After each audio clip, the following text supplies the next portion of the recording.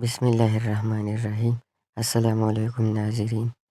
Japan کے دارالحکومت Tokyo میں ایک شخص ٹیکسی میں سوار ہوا۔ زبان نہ آنے کی وجہ سے زیادہ بات تو نہ کر سکا، بس اس انسٹیٹیوٹ کا نام لیا جہاں اسے جانا تھا۔ ٹیکسی ڈرائیور سمجھ گیا۔ اس نے سر جھکایا اور مسافر کو دروازہ کھول کر بٹھایا۔ اس طرح بٹھانا ان کا کلچر ہے۔ سفر کا آغاز ہوا تو ٹیکسی ڈرائیور نے میٹر آن کیا، تھوڑی دیر کے بعد بند کر دیا اور پھر تھوڑی دیر بعد دوبارہ آن کر دیا۔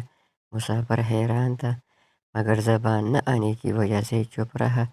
جب انسٹیٹیوٹ پہنچا تو استقبال کرنے والوں سے کہنے لگا، پہلے تو آپ اس ٹیکسی ڈرائیور سے یہ پوچھیں کہ اس نے دوران سفر کچھ دیر گاڑی کا میٹر کیوں بند رکھا۔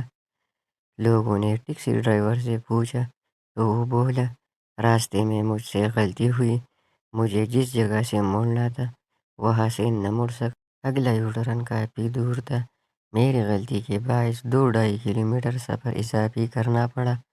اس دوران میں نے گاڑی کا میٹر بند رکھا۔ جو مسافت میں نے اپنی غلطی سے بڑھائی اس کے پیسے میں مسافر سے نہیں لے سکتا۔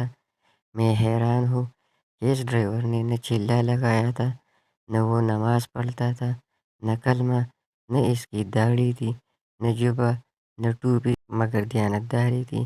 ہمارے پاس سب کچھ ہے مگر ایمانداری نہیں ہے۔ ہم مسلمان ضرور ہیں مگر ہمارے پاس اسلام نہیں ہے۔ اسلام پگڑی، کرتے پاجامے اور داڑھی کا نام نہیں، بلکہ اسلام سچ بولنے، صحیح ناپنے تولنے کا نام ہے۔ اسلام دیانتداری کا نام ہے۔